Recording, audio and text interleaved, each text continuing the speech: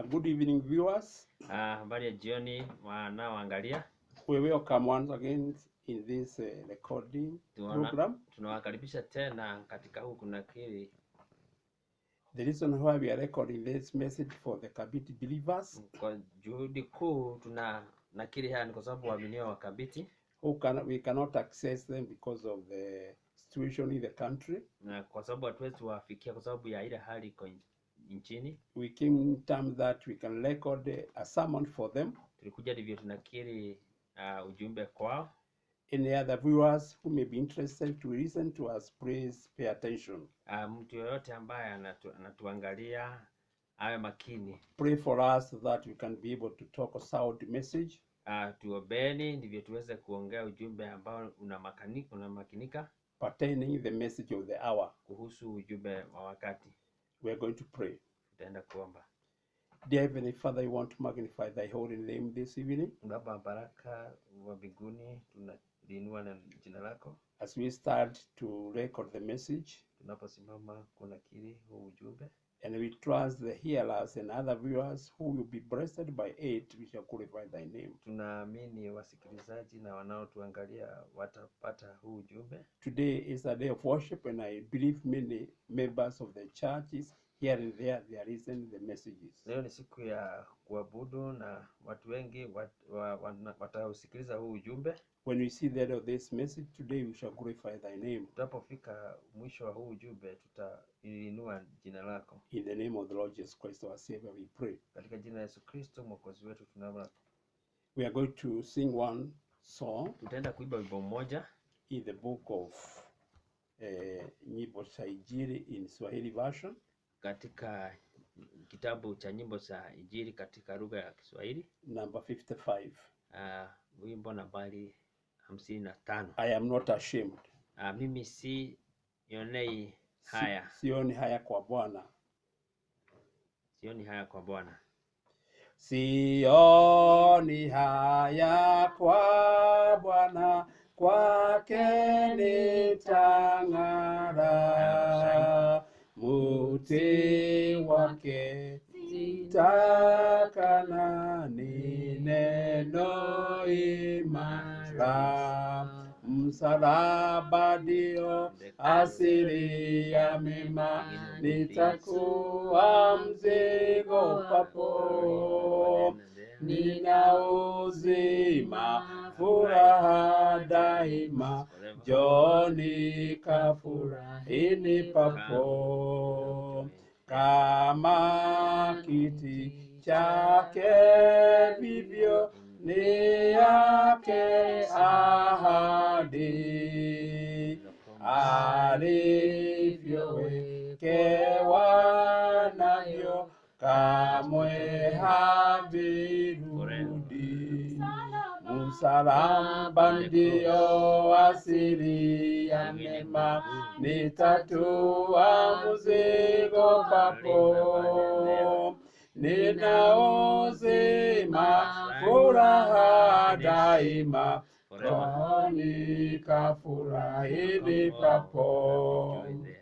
Bwana wangu tena Mungu, ndilo lake jina. Hata acha roho yangu wala kunikana.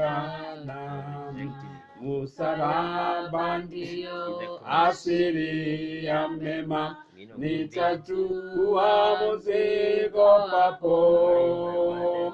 Nina uzima, furaha daima, njoni kafurahini papo. Atakiri langu jina mbele za babaye, anipepa hali tena mbinguni nikae. Msalaba ndio asili ya mema, nitatua mzigo papo. Nina uzima, furaha daima. Joni kafurahini papo. We are going to open our Bibles. Tutaenda kufungua Biblia zetu in the book of Revelation chapter 1. Katika kitabu cha Ufunuo 1, verse 1, verse 11. Katika mstari wa 11. Let me read. Na nitasoma. Saying, I am Alpha and Omega, the first and the last, and what thou seest, write in a book, and set it unto the 7 churches which are in Asia, and to Ephesians, and to Smyrna, and to Pergamos, and to Thyatira, and to Sardis, and to Philadelphia, and unto Laodicea. Ikisema haya unayoyaona, andika katika chuo, uyapeleke kwa haya makanisa 7: Efeso na Smyrna na Pergamo na Thyatira na Sardi na Philadelphia na Laodikia. May God bless the reading of his word. Na Mungu abariki kusoma kwa neno lake. Last time when we had this recording, wakati mwingine tulipokuwa na hii nakala, we said the message we had, tukasema ujumbe tuliosikia is about where God chose to put his name. Ni pahali Mungu aliamua kuweka jina lake. And we are going with the same thought. Na tunaendelea katika wazo hilo. But this time is on a higher note. Lakini wakati huu ni katika hali ya juzi. And we had that where God shall put his name. Na tukaona kuwa pahali Mungu ataweka jina lake. That is where men ought to worship. Hapo ndipo wanadamu wote wanastahili kuabudu. And we found the name of God was put in the where sacrifice was being made. Na tukaona jina la Mungu liwekwa pahali dhabihu zote zilikuwa zinawekwa. And that name of God which God gave Moses. Na hilo jina la Mungu ambao alipea Musa. And it was put where the sacrifice was, or where worship was. Iliwekwa pahali dhabihu ilikuwa ama kuabudu kulikuwa. And we went to explore more, and we found that name of Jesus. That name put in the sacrifice is Jesus Christ. Tukaangazia zaidi, tukaona hilo jina liko katika hiyo dhabihu Yesu Kristo. And that message which we had that time, na huo ujumbe tulikuwa nao wakati mwingine, it said in one of the quote, ilisema katika kuna kili moja, and his blood was shed for all 7 church ages. Na damu yake ilimwagwa kwa makanisa 7. And then by the Holy Spirit we entered into that fellowship. Na kupitia Roho Mtakatifu tunaingia katika huo ushirika, which is only given to the church, ambao umepeanwa pekee kwa kanisa. We understand when the sacrifice was shed, tunaelewa kuwa wakati dhabihu ilimwaga damu, the blood was smeared in the door 7 stripes. Damu ilipakwa kwa milango katika mistari 7, which represented the 7 church ages, ambao zinawakilisha nyakati 7 za kanisa. And the ashes of that animal, naye ile jifu la yule mnyama, was mixed with the water, ilichanganywa na maji. And everybody who was going for that fellowship, na mtu yoyote ambaye alikuwa anaingia kwa huo ushirika, was be washed by that water with ashes. Alikuwa aoshwe na maji hao yenye jivu. Nobody should have gone for the worship without being washed. Hakuna mtu angeingia kwa kuabudu bila kuoshwa. And we find that these 7 churches were not established by that time. Tunaona hizi nyakati 7 za makanisa hazikuwa zimeanzishwa wakati ule. It was before the birth of Jesus Christ. Ilikuwa ni kabla kuzaliwa kwa Yesu Kristo. And Jesus knew that these 7 churches will come to established. Na Yesu alijua kuwa haya makanisa 7 yatakuja kuadhimishwa. Nobody knew about the 7 church ages. Hakuna mtu alijua kuhusu nyakati 7 za makanisa. And these 7 church ages were given names in Asia Minor. Na haya makanisa 7 yalipewa majina katika kikao cha Asia ndogo. This Asia Minor, they had the names of that those churches. Hapa Asia ndogo kulikuwa na majina ya makanisa haya, And they have characteristics. na yako na mfano, And those characteristics is what the church is going to be. na hiyo mfano ni vile kanisa litakuja kuwa. And those symbols was given to these churches. Na hizo mifano zilipewa kwa haya makanisa. So that's why we read in the book of Revelation 1 chapter 11. Hapo ndipo tumesoma katika Ufunuo 1:11, when Jesus disclosed to John wakati Yesu alimfunulia Yohana that those churches have got 7 names. Atakuwa makanisa yako na majina 7. These cities in the Asia Minor, one of them Ephesus, Smyrna, Pergamos, Thyatira, Sardis, Philadelphia and Laodicea. Haya makanisa, haya majina ya miji ambayo ilikuwa Asia, ambayo ni Efeso, Smyrna, Pergamos, Sardis, Philadelphia na Laodicea. Those 7 churches which Jesus was going to use. Haya makanisa 7 ambayo Yesu alikuwa aje atumie, they use those names, yanachukua majina yale, which now is going to be spread for 2000 years. ambayo yatakuja kutawanywa kwa miaka 2000. And the 2000 years is gone. Wakati miaka 2000 imeshaisha, now we are in the last church age, which is called the Laodicean church age. Sasa katika kizazi cha mwisho cha kanisa kinaitwa Laodicea, which we said we shall talk about it. ambao tulisema tutaongea kuihusu. Then I thought before we go to Laodicean church age, na nikafikia kabla tujaenda katika kanisa la Laodicea, we should give preview of other church ages. Tunaweza kuangalia kwa makanisa yale mengine. And John was the one to talk about the 7 church ages. Na Yohana ndiye yeye ambaye atakayeongea kuhusu makanisa yale. Jesus is going to use John to talk about 7 churches and other issues pertaining the church of Jesus Christ in the 2000 years. Yesu atamtumia Yohana kuongea kuhusu yale makanisa na yale makanisa 7. If we read Patmos church, tukisoma katika kanisa la Patmos vision, katika Patimo kanisa ama katika ono la Patimo, let's see who is John. Tuangalia ni nani Yohana and what happened to John. Na nini likimfanyikia Yohana.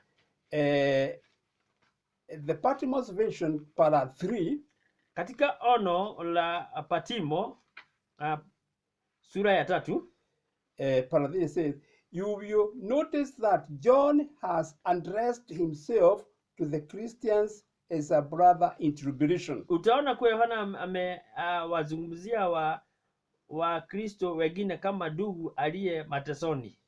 It was at this time that the early church was going through great persecution. Ni katika wakati huu kanisa la kwanza lilipitia katika mateso mengi. Their religion was not only everywhere spoken against. Dini yao ilikuwa inazungumziwa kila mahali. But the people themselves were imprisoned and killed. Lakini watu wenyewe waliwekwa jelani na kuuawa. John, like multitude of others, was now suffering in prison. Yohana kama mmoja wa lile kusanyiko alikuwa anaumia ndani ya gereza for the word of God, kwa sababu ya neno la Mungu and the testimony of Jesus Christ. Na kwa ushuhuda wa Yesu. When arrested, wakati alitiwa baroni, they tried in vain to kill John. Walijaribu bila kufaulu kumuua Yohana by boiling him in oil kwa kumchemsha ndani ya mafuta for 24 hours. Kwa muda wa masaa 24.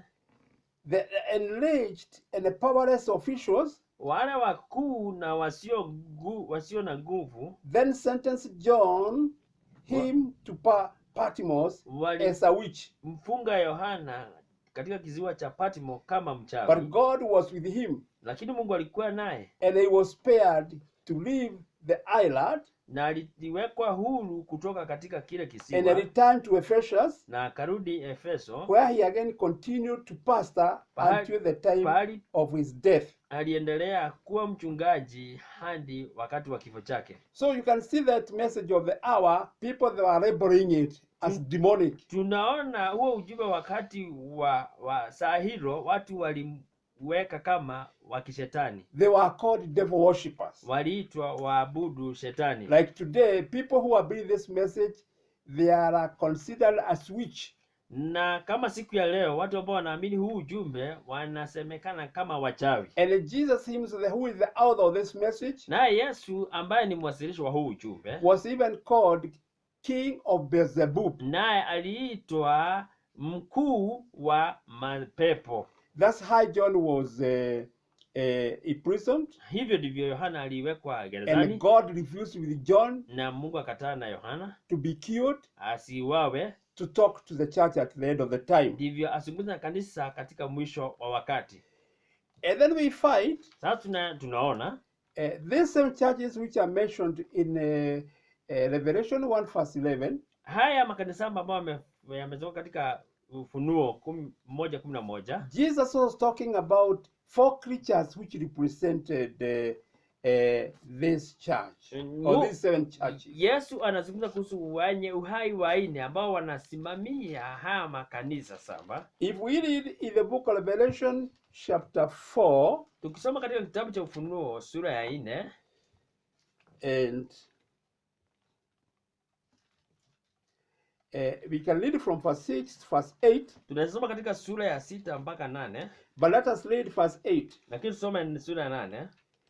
And then the face and the 4 beasts had each of them 6 wings.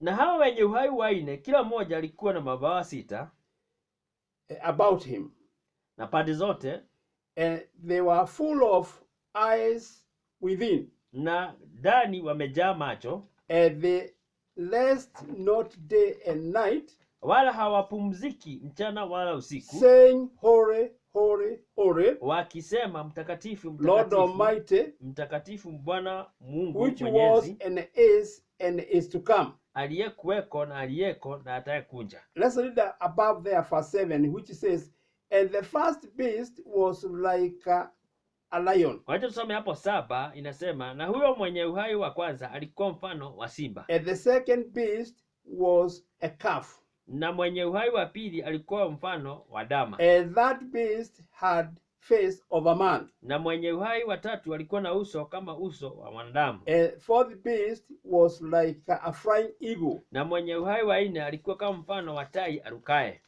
So these are the 4 beasts, which is a symbol represent the 7 church ages. Hawa ni wanyama wanne ambao wanalisimamia makanisa 7, And some of the issues regarding these animals or beasts, na mambo ambayo yanahusu hawa wanyama. lion represent the tribe of Judah, Simba anasimamia kabila ya Yuda, which is Jesus Christ. ambaye ni Yesu Kristo. This is an animal which is very bold. Huyu ni mnyama ambaye ana ujasiri, And it says those people or those believers in Ephesians church age represent that animal. inasema waabidio katika kanisa la Efeso wanasimamia huu mnyama, So they represent Jesus Christ. wanasimamia huyu Yesu. If you want to read more to know about that, read the Revelation chapter 2 for in the first 6 verses. Ukitaka kusoma zaidi enda katika Ufunuo 2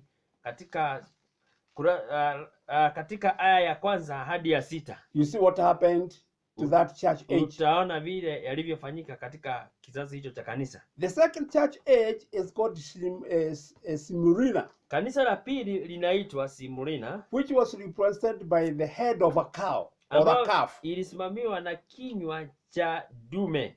And you know, the nature of a cow is slaughter. Na unajua asili ya dume ni kuchinjwa.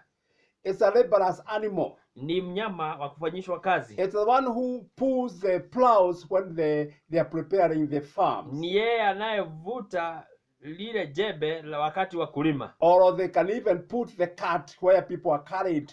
ama anaweza vuta ile mkokoteni. This is a spirit which had the church of Smyrna. Hii ndio roho ilikuwa katika kanisa la Smyrna. It was dark ages when they were killed. Ni wakati wa giza, wakati waliuawa, They were put in catacomb in Rome. wakati waliwekwa katika mashimo kule Rome. Colosseum, even there today is there.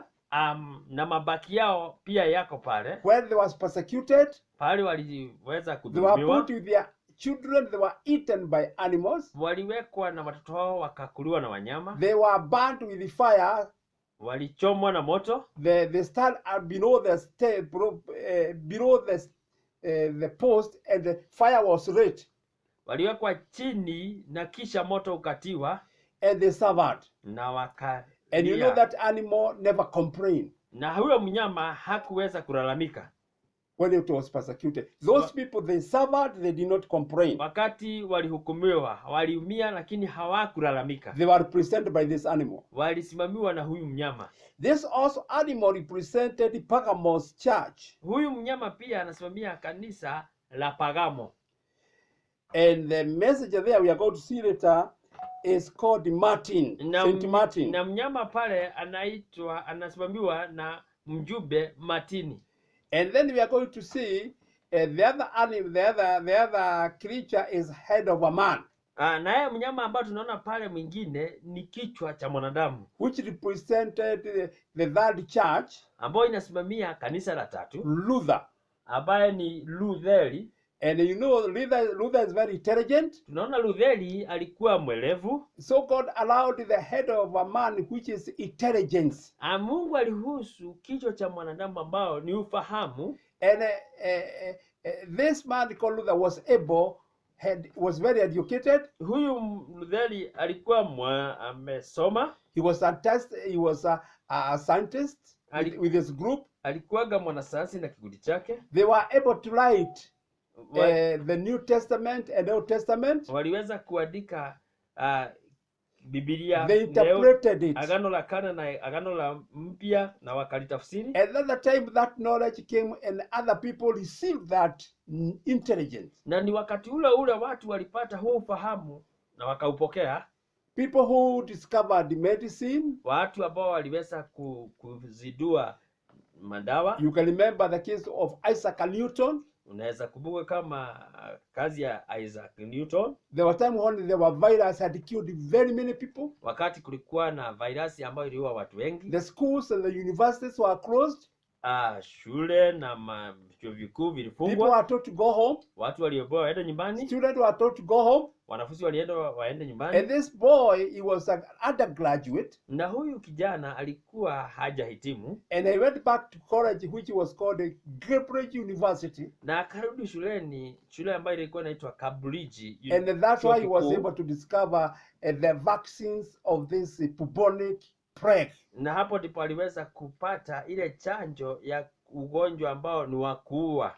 So when God was giving the intelligence to his people, that knowledge also was shared by the other world. Na wakati Mungu alipatiana ufahamu kwa watu wake, naye huo ufahamu uliweza kunaswa na watu wa dunia. So the other creature is called a flying eagle. Naye mnyama yule mwingine anaitwa ni wa kupaa, tai mwenye kupaa, which represented the Laodicean church age, ambao unasimamia kanisa la Laodikia. And this Laodicean church is going to have the spirit of a prophet. Na hii kanisa la Laodikia litakuwa na roho wa unabii.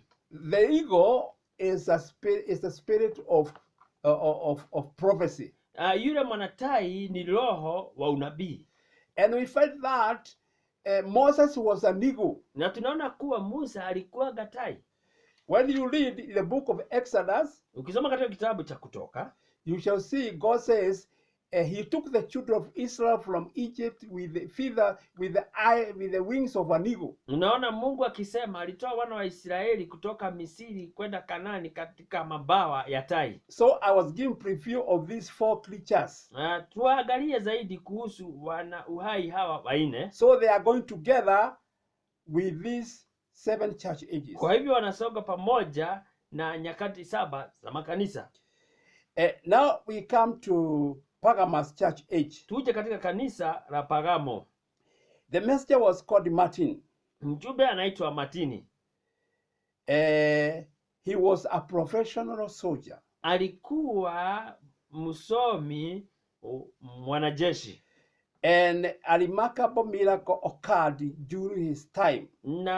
Na miujiza ambayo inaweza thibitishwa ikapatikana wakati wake. Where he was sent as a soldier, pahali alitumwa kama or mwanajeshi, administration soldier, ama msimamizi mwanajeshi, it was winter. Ilikuwa majira ya baridi. When he was coming from duty, wakati alikuwa anatoka katika kazini, he met a beggar. Akakutana na muombaji. And he was feeling very cold. Na alikuwa anasikia baridi sana. Other soldiers were passing by. Na wanajeshi wengine walikuwa nobody cared about it. Hakuna mtu aliyohusika. But when this man Martin, lakini huyu mwanadamu Martini, a soldier with a big jacket, mwanajeshi akiwa na koti kubwa, like a blanket, kama blanketi. When he see this beggar there, wakati alimuona huyu shaking without clothing, it was winter time, na baridi, na ilikuwa majira ya baridi, he took his garment, akachukua lile vazi lake, and divided into 2, akaligawa mara 2,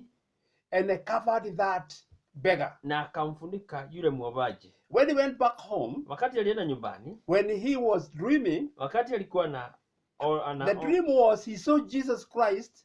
Aliona katika ile ndoto, aliona Yesu Kristo. Jesus Christ somewhere feeling very cold. Yesu akiwa mahali akihisi baridi. And he saw himself taking his garment and cutting it into 2. Akajiona mwenyewe akikata vazi lake mara 2. And he covered Jesus. Na akimfunika yule Yesu. Through that dream he was able to be comforted. Kupitia lile ndoto aliweza kugeuka. And he continued. Na akaendelea preaching the word of God. Kuhubiri neno la Mungu. That's why he was given a messenger status. Na diposa akapewa for Pergamos. Mjumbe, ile hali ya kuwa mjumbe wa Pergamo. And that's work of God. Na hiyo ni kazi ya Mungu. He also saw that this man called Martin. Na akaona pia yule mtu anaitwa Martini. That was persecution. That was the day called Dark Ages. People are very cruel. Hiyo ni nyakati za mateso, nyakati za giza, wanadamu wakiwa baya sana. He saw another man who was going to be hanged. Akaona mwanadamu mwingine alikuwa atiwe kizibani. And he intervened. Na akaingilia kati. And we find out, na tunaona kuwa when he intervened, that man was not executed. Wakati aliingilia, huyo mwanadamu hakuondolewa. Those characteristics of Martin, God made him one of the messenger. Hiyo sura ya Martini Mungu akamfanya mjumbe. And these messengers of the 7 church ages, na hawa wajumbe wa nyakati 7 za makanisa, is God who chose them. Ni Mungu aliwachagua. So this man, according to the message, he was filled by the Holy Ghost. Na kulingana na ujumbe, huyu mjumbe alijazwa na Roho Mtakatifu. And all these messengers, na hawa wajumbe of the 7 church ages, ya makanisa 7, they were filled by Holy Ghost. Walijazwa na Roho Mtakatifu. From Paul. Kutokea Paulo. You know Paul received the Holy Ghost when he was going to Damascus. Unajua Paulo alipata Roho Mtakatifu akielekea Dameski. Jesus intervened. Yesu akaingilia. He knocked him down. Akamgonga chini. And he just told him, a man called Ananias is coming. Na Mungu akamwambia kuna mwanadamu anaitwa Anania anakuja. Hear what he's going to tell you. Usikie vile atakayokuambia. Paul was baptized in the name of Jesus. Paulo alibatizwa katika jina la Yesu Kristo. And he received the Holy Ghost. Na akapokea Roho Mtakatifu. For that time, kwa wakati ule, he continued preaching the word. Akaendelea kuhubiri neno. The other man also received the Holy Ghost is Irenaeus. Yule mwanadamu mwingine ambaye alipokea Roho Mtakatifu ni Irenaeus, who was in charge of the Millennium Church Age. ambaye alikuwa anasimamia Smyrnian wakati wa Simurina. Then we talk about the other man called Martin, the in charge of the Pergamos church. Tukaona mwingine anaitwa Martini aliyesimamia kanisa la Pagamo. He was called Saint Martin, ambaye aliitwa Mtakatifu Martini. There's a big case before we could come to that, but note that. Kuna mambo tukiangazia pale, lakini yashike hayo. The other one is called Saint Columbus. Mwingine anaitwa Mtakatifu Columba, the in charge of Thyatira church. Aliyesimamia kanisa la Thyatira. The other one is Luther. Mwingine ni Luther, who became in charge of Sardis church. ambaye alisimamia kanisa la Sardis. The other one is called John Wesley. Mwingine anaitwa Yohana Wesley, who is in charge of Philadelphia church age. ambaye alisimamia kanisa la Philadelphia. And the last one of that of Laodicean is called Elijah. Naye wa mwisho wa kanisa la Laodikia anaitwa Elijah. This messenger, according to the Bible, where there is a flying eagle, is going to be a prophet. Huu ujumbe kulingana na Biblia, pahali kuna unabii kutakuwa na tai arukae. If you read the book of Malachi chapter 4, 5 and 6, kutoka katika kitabu cha Malaki 4, 5, 6, he said when he shall begin, he talks about people should believe this man. Watu wanastahili kumwamini huyu mwanadamu, who will forerun the second coming of Christ. Atakaye kuja kutayarisha kuja kwa pili kwa Yesu Kristo. And it's the people who will not believe him, they shall be cast. Na watu ambao hawatamwamini watatupiliwa mbali. Also in the book of Revelation chapter 10 verse 7, na katika kitabu cha Ufunuo 10:7, this man who is also a prophet, huyu mwanadamu ambaye pia ni nabii, he also will be forerunning the second coming of Christ. Pia ndiye atakayetayarisha kuja kwa pili kwa Yesu Kristo. We talked briefly about the Thyatiran church age. Tuliongea kwa umakini katika kanisa la Thyatira. And then we talked the messenger of this church is called Saint Patrick. Na tukaona mjumbe wa kanisa hili anaitwa Mtakatifu. There were 3 men who contested for this post. Kuna wanadamu watatu ambao walitaka kusimamia hili kanisa. One was called Francis of Assisi. Mmoja aliitwa Francis of Assisi. He was demoted by the Catholic Church. Alishushwa mamlaka katika kanisa la Kikatoliki. He was disqualified. Hakuweza kuhitimu. There is also Saint Patrick, ambaye mwingine ni Mtakatifu Patriki. That was Saint Columbus. Na watatu ni Mtakatifu Columba, who God also recommended him, Mungu alimweza kumuinua to be the church, or to be in charge of the Thyatiran church age. Awe msimamizi wa kanisa la Thyatira.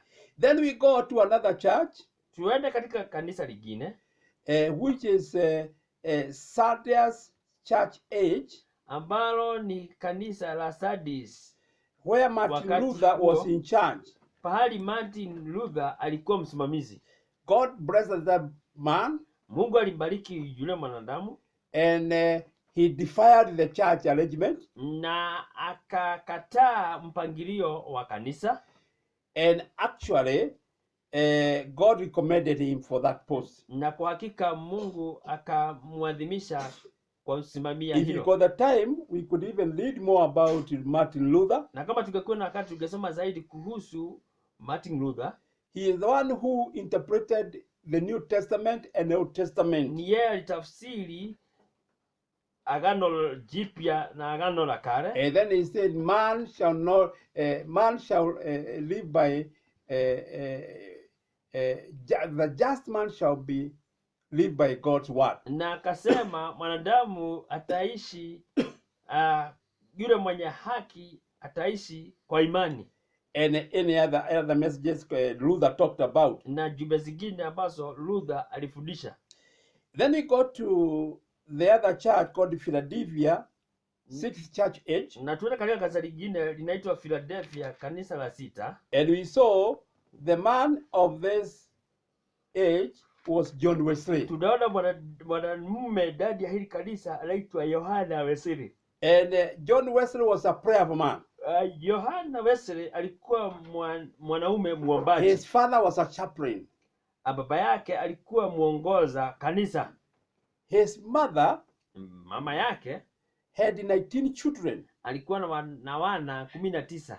Imagine 19 children. Unaweza fikiria wana 19. And he was praying almost 7 or 8 hours. He was praying 7 or 8 hours a day. Alikuwa anaomba masaa 7-8 kila siku. Beside the taking care of his children. Zaidi baada ya kuwashughulikia watu hao wengine. And you find that family produced John Wesley. Na unaona hiyo familia ilimtoa Yohana Wesley. Another one called Charles Wesley. Na mwingine anaitwa Charles Wesley. Because of their dedication to God. Kwa sababu ya kuwekwa wakfu kwa Mungu. And when we shall come to talk to that, wakati akuja kuongea kuhusu hayo, we shall be able to talk more about it. Tutaendelea kuongea zaidi kuyahusu. John Wesley, Yohana Wesley, he could become a very rich man. Angekuwa mtu tajiri sana. But he never saved. He was not interested to save money. Hakuwa na haja ya kuokoa pesa. And today people they call after John Wesleyan Church or Methodist Church. Na watu ambao wanaitwa baada ya ujumbe wa Yohana wanaitwa Methodisti. And you find the characteristic of Methodist Church cannot be compared with the activities of John. Ukiangalia sura ya kanisa la Methodist haliwezi fanana na sura ya John. They got a lot of money. Wako na pesa nyingi. John never accumulated money because he gave it for the service of God. Yohana hakuweza kuwekeza pesa zake, alizipatiana katika huduma ya Mungu. Now, the last church age which I said I was going to talk about, kanisa la mwisho ambao nilisema nitaenda kuongea kuruhusu, I'll talk about it just now. Nitaongea kuruhusu wakati huu. Is called a Laodicean church age. Linaitwa kanisa la wakati wa Laodikia. And we are going to read about it a bit. Tutaenda kusoma kuruhusu kidogo.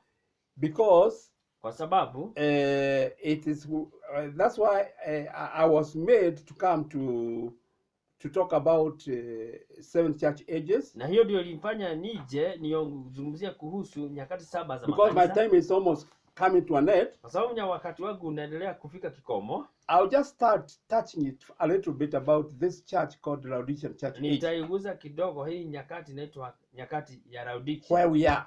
Pahali tupo.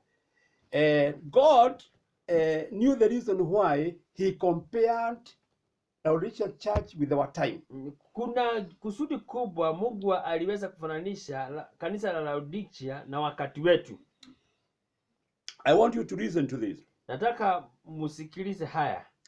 The name Laodicea, which means people's light, neno Laodikia linamaanisha haki za watu, was very common and was given to several cities in honor of royal ladies. Nilikuwa ni jina ambalo lilikuwa limepewa umakini sana na lilipewa wanawake ambao walikuwa wa zamani. This city was one of the most politically important. Huu mji ulikuwa wa maana sana katika anga ya kisiasa, and financially flourishing. Na katika hali ya pesa likiinuka. Cities in Asia Minor.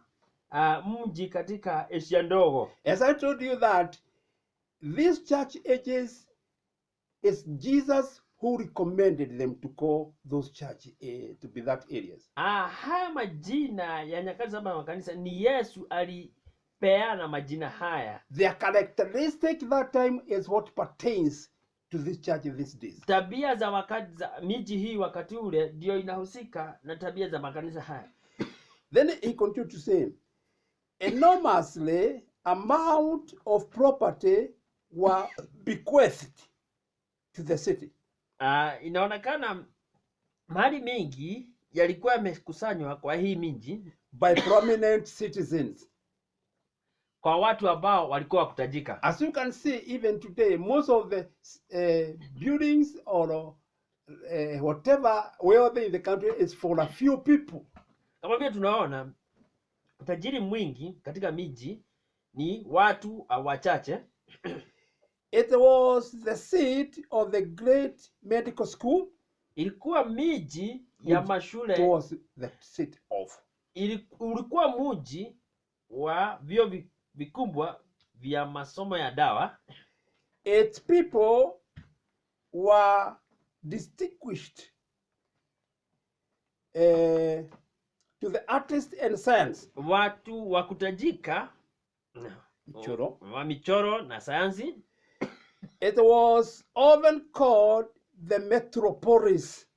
Ilikuwa inaitwa mji mkubwa. Like today you see many people in the world, they are called metropolitans. Kama wakati huu miji mikubwa inaitwa miji inayopanuka. So if they are not starting now, they have started that time. Sia imeanza leo. Zilianza wakati ule wa hii mji ulikuwa unaitwa Laodikia. As it was the country seat for 25 other cities. Sababu ulikuwa mji mkubwa wa miji kama ingine 25. So the reason why it was called Laodicean metropolitan, because it was head of other 25 cities or counties. Kwa nini iliitwa mji unaoinuka? Ni kwa sababu ulikuwa umesimamia, ndio mkubwa kwa miji ambao ilikuwa imeizunguka. The pagan god was worshipped there was called Zeus. Mungu wa upagani aliyeabudiwa kule alikuwa anaitwa Zeus. In fact, this city was once called Diopolis, city of Zeus. Kwa hakika huu mji uliitwa Diopolis, wa Mungu wa kipagani. In honor of their god. Katika kumtii yule Mungu wao. In the 4th century, an important church council was held there. Katika senchari ya 4 kuna mkutano wa kanisa ulipatikana pale. Frequent earthquakes finally caused it completely abandonment. Mtetemeko ya ardhi yalihakikisha kuwa ule mji umekuwa mahame. That city was struck by a very heavy earthquake. Ule mji uligongwa na mtetemeko mkubwa. All the buildings were destroyed. Ile mijengo yote ikaharibiwa. All the wealth of those people were destroyed. Utajiri wa watu wote kule ukaharibiwa. So people have to leave the city. Watu hawakuwa na lingine ile kutoroka. Because they built it without God's blessings. Kwa sababu waliujenga bila baraka za Mungu. And maybe I got a very few minutes. Labda niko na dakika kidogo sana. So I cannot be able to finish, but I'm going to talk something more about this Laodicean church age. Lakini nitaongea kitu kidogo kuhusu kanisa hili la Laodikia. This messenger on our time, huu mjumbe wa wakati wetu, who is Elijah or a prophet, ambaye ni Elijah ama nabii, he is called William Marion Branham. Anaitwa William Marion Branham. He saw 7 major events. Aliona mambo makuu yakitukia in 1933. Kutoka mwaka wa 1933. And he talked them. Na akayazungumzia. And maybe as we continue because of the time, we shall talk about them, God willing. Na tutayazungumzia kwa sababu ya muda, Mungu akipenda. So that you see what God wants us to do. Ndivyo uone vile Mungu anataka tufanye. In the book of letter of Peter, katika barua ya Petro, he said this world is kept for fire. Inasema hii dunia imewekwa kwa moto. And it is going to be burned. Na itakuja kuchomwa. That's according to the Bible. Hiyo ni kulingana na Biblia. It's a prophecy. Ni unabii. And it is the word of God. Na ni neno la Mungu. And so let's wait to see what's going to happen. Wacha tugojee tuone kile kitatukia. Because the word of God must be fulfilled. Kwa sababu neno la Mungu lazima litimie. For the Bible says man shall not live by bread alone. Kwa sababu Biblia inasema mwanadamu hataishi kwa mkate peke yake. But shall live by every word that proceeds of the mouth of God. Lakini ataishi kwa neno lote kutoka kwenye kinywa cha Mungu. So we have started the message of the Laodicean church age. Tumeanza ujumbe wa kizazi cha Laodikia. And we are going to see the end of it. Na tutaenda kuona mwisho wake. But this is for the bride. Lakini haya ni kwa bibi harusi. The other time I said that whoever had an ear, let him hear what the Spirit of God says to the Wakati huo churches. mwingine nilisema na yote akona sikio asikie vile Roho wa Mungu anaambia makanisa. Revelation chapter 18 verse 4 says, come out of all my people. Ufunuo 18 inasema tokeni kwake nyinyi watu, So that I shall not strike you as I strike that woman. ndiposa nisiwapige na pigo ninapopiga yule mwanamke. Of Revelation chapter 17. Katika Ufunuo 17. Because that's the lady which have made God to be very annoyed. Kwa sababu hiyo mwanamke ndiye amefanya Mungu awe amekasirika. The Bible says as the mother of harlot. Biblia inasema ndiye mama wa makahaba. And God willing, we shall continue with that next time. Na Mungu akipenda tutaendelea na hayo wakati huo mwingine. Let's pray. Wacha tuombe. Father, I want to thank you. Baba, tunataka kushukuru for that message. Kwa sababu ya huo ujumbe. If I talk anything which is ungodly, kama nimeongea jambo ambalo si la kiungu, God forgive me. Mungu unisamehe. Because these 7 churches, you are the one who initiated it. Kwa sababu haya makanisa 7 ni wewe uliyoyaanzisha. These 7 cities, you are the one who initiated them. Haya miji 7 ni wewe ulianzisha. And these 7 cities, these 7 churches, thy children are there. Na haya makanisa 7, miji 7, watoto wako wako pale. Who have been with us now, they are in the grave. Wale ambao tumekuwa nasi wako katika makaburi. Even they have been dying and going to the grave. Na wamekuwa wamekufa wakielekea kaburi. Even our time, brothers and sisters are dying and going to their grave. Na wakati tuko hapa, wadugu wanaendelea kufa wakielekea kaburini. And then we hear that when the rapture take place, na tunasikia wakati unyakuzi, when the trumpet of the hour sounds, wakati baragumu ya wakati itapigwa, the dead in Christ shall rise first. Wale watakuwa wamekufa ndani ya Kristo watainuka kwanza. And those who are sleeping for the last 2000 years, na wale ambao watakuwa wamelala kwa miaka 2000, they shall resurrect. Watainuka, watafufuka. And we shall meet the Lord in the air. Tutakutana na Bwana angani.